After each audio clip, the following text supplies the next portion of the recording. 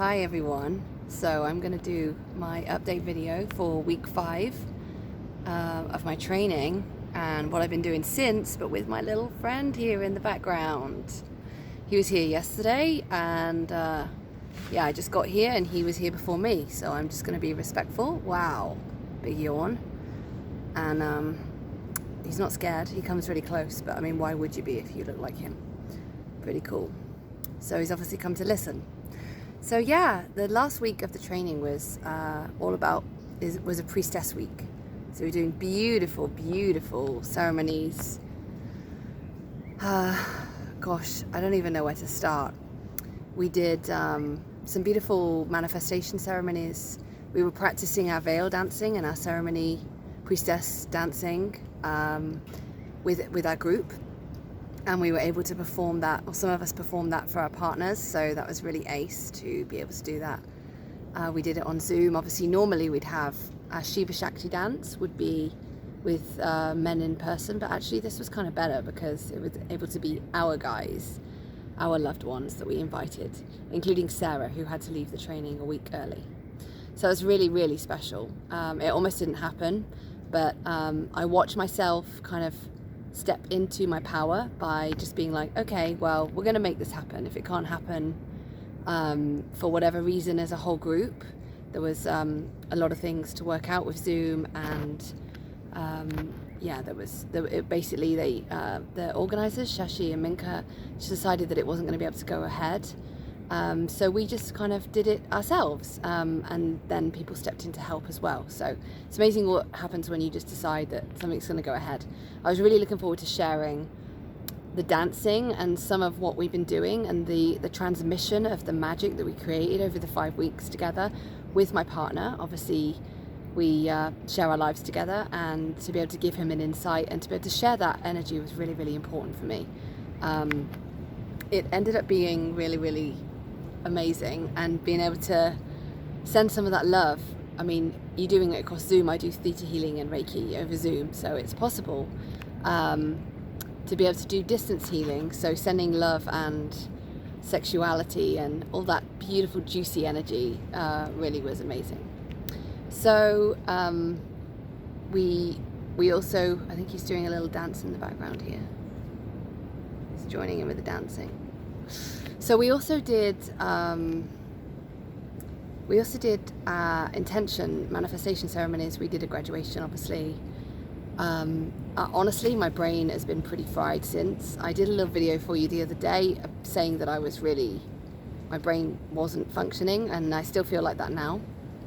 So, but what I will tell you is that it will take time for this kind of stuff to integrate, but I really feel like I've been able to have the time here to really go into some beautiful body practices, and practices that I will definitely be sharing with you guys in my wellness coaching sessions and in my new offerings of dealing with sensuality and sexuality. Yeah, this is something that I feel really strongly about. It's been kind of the missing part for me, myself, in my life, something I've been exploring with Tantra for quite some time.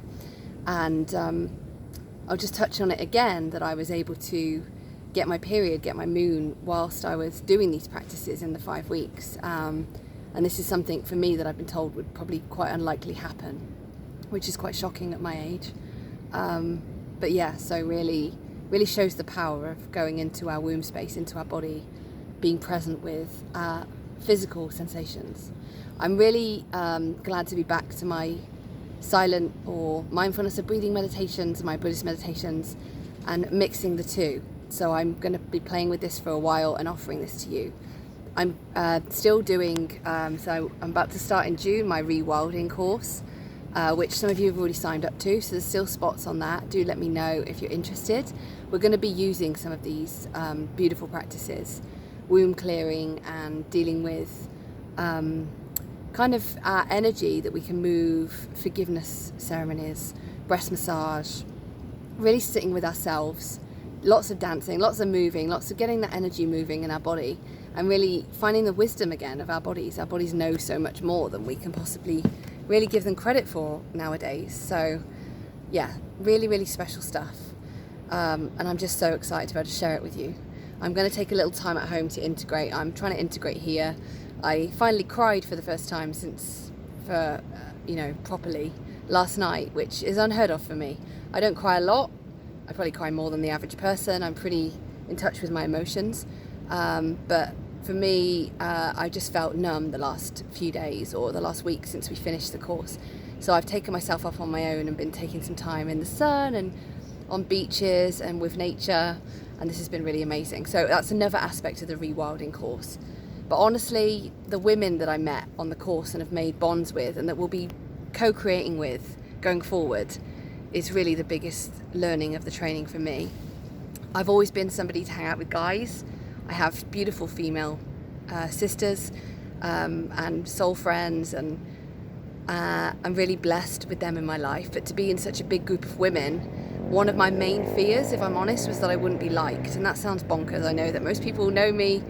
I'm confident and bubbly and will talk to anybody, but part of me was in fear about being with other women. So this is me sharing my vulnerability here, and it was just beautiful. We were so in harmony. Everybody was so open-hearted. I felt like I was really surrounded by my tribe. So thank you to each and every one of you that made that happen. And I want to just give a shout out to my partner Sean for being so supportive. He was there to hold me when things didn't go quite, I was struggling with some things going on at the course. I was struggling with some of the power of the practice. Being around people constantly was really difficult for me. I love being in my own space.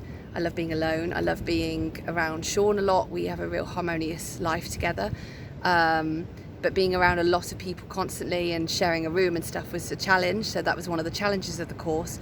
But he was there for me to listen and support me and give me love and understanding. So as well as holding the fort at home and continuing the work that's going on in our home.